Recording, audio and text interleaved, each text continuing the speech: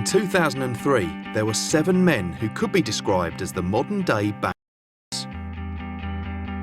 To be in the command of men is the best privilege you can have, and have a section that will do the job is even better. 26-year-old Billy Hills was the section commander. Wherever he went, his men proudly followed. We had some characters, like we had a lad called Harry Card, who was a boxer, and he was a Cockney lad. There was myself and Corporal Boyd, who were Geordies. We had a lad from Jamaica, Jamaican Stewie, we used to call him. We had another lad from Zimbabwe, we used to call him Bone Dog. And we had a lad called Ray Hartley. Fusilier Turrington was a young lad, he just turned 18. He liked West Ham, which was the Hammers, which caused a bit of morosity within the section, Newcastle and West Ham and all the rest of it. So he used to like wind Corporal Boyd up because he's a bit passionate about Newcastle, a lot. Some people used to call it the Foreign Legion because we had that many different groups within we. I think what made the section is the fact that we were that close and we were a good fighting unit. I was proud as punch to have trained them and to do an operation with them like that. Billy's second in command was Corporal Carl Boyd, and there was one thing that united them all.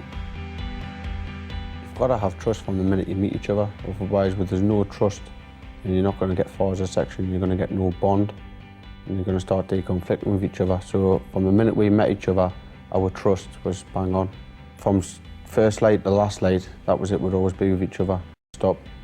It was the best days of my life, looking after 7 blokes, making sure they were happy, they were maintained, and they were ready for whatever got through at them. As a section, they had to work instinctively with each other. We trained for 8 months to 9 months together. Before we left, we got told, this is one of the best sections within the company group, as well as within the battalion. So I was pretty proud to have the honour of basically controlling the lads like that. And it worked both ways. I was proud of them, and I would like they were happy to be under my command. So we worked really good, and I was more than happy to go anywhere with them. In February 2003, they were deployed to Kuwait as part of Operation Telic. They were on standby for a potential invasion of Iraq. It was the vast desert was the first thing that hit myself. I can't remember how many k's we were from the border, but all you could see was desert left, right and centre. And when big safety trenches by their vehicles to provide protection from Scud missile attacks, it always sparked a healthy rivalry with the other sections. Yeah, there was always a competition to see who can get down the deepest and obviously down the quickest. At the time you don't enjoy it when it's 50 degrees and you're shoveling away. It was hip height to fit all 7 lads in, so it was a bit of a big trench. But that's the kind of section that I had. We always wanted to do competition with anyone else. It stood out massive. On the 20th of March 2003, after 3 weeks of waiting, the British troops were finally told they were going into Iraq. We had a photograph taken from the back of the wagon, and then straight after that, that was it. Back doors were shut, and then we were moving off into Iraq. The bare minimum was out there, apart from a load of warriors, which was basically our home. We travelled from the border, over the border, in the back of warrior vehicles for a good week and a half before we actually seen anything. This would be where they would live, breathe and sleep for the foreseeable future. In the back of the warrior, it's really crammed. You've got 7 men, knees to knees and hip to hip, tight in a very small area. The morale from the back of the wagon was a bulldog clip. As a little bit of metal like that could humour 7 blokes in the back of a vehicle for 5 months was unbelievable. When we were back in the back of the vehicle for like 6 to 8 hours moving cross country, you're constantly nodding off and falling asleep. But the man with the bulldog clip, where you fell asleep, would clip this bulldog clip onto your ear, and then you'd wake up and the rest of the section would laugh at you. So then that gives him the right to catch the next man falling asleep. The nail-biting anticipation of the journey came to an end when the section received an order to help clear Basra Airport. I was pretty proud of the fact that my section got asked to clear that. Everyone wanted to do the job, I didn't have anyone in the section who didn't want to be there. But everyone was wary as well, and it kind of brought you back down to reality that things could happen. When you see it after the conflict had happened, that was one of the most key places where armed forces came into Iraq. I was just to think to myself, my section cleared that.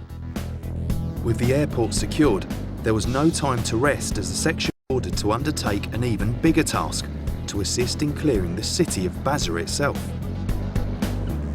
We stayed in and around Basra for about a week, and we had to basically move into the city and take places of importance so we could carry on operations, peacekeeping operations, once we were secured the town.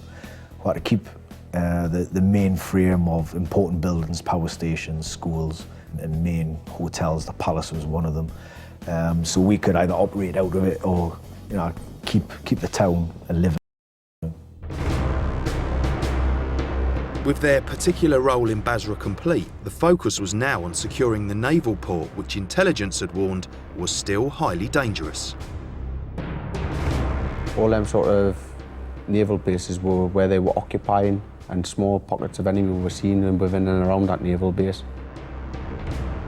And the main concern was a big tower, which was to the right-hand side. I split the section into two. I told Corporal Boyd to go left, I was going to go right, and it was fairly quiet. We sort of expected when we get out of here, it could go a little bit sour and we could be expect the unexpected. Suddenly, the silence of the night was broken. There was a cracking thump and we heard these rounds come down. I'd cleared the tower position, and just as the dust was settling, Corporal Boyd had shouted contact. 700! As we were pulling back out of the trench, come under contact again. I remember going through what I got trained in Brecon, look forward, look left, look right, see if you could see, locate the enemy. We returned fire, bounded back, and then at which point, on the last safe bound where we've moved from, Fusilier Turrington was lying out in the open. A member of the section's patrol, 18-year-old Fusilier Keelan John Turrington, had been very seriously injured. There was rounds whizzing around. Explosive went off.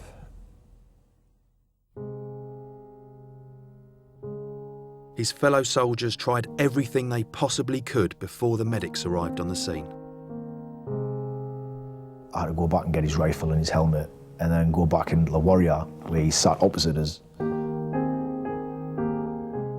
I just had to put his helmet and his rifle there, his LSW, sorry, and just sit there like that. He's not there, like. Sadly, the young Fusilier didn't survive, and his colleagues are left to reflect on their loss. It's probably one of the hardest things I've ever had to do in my army career anyway, is go around to each individual man to tell them that, Fusilier Turrington's just died, we lost him.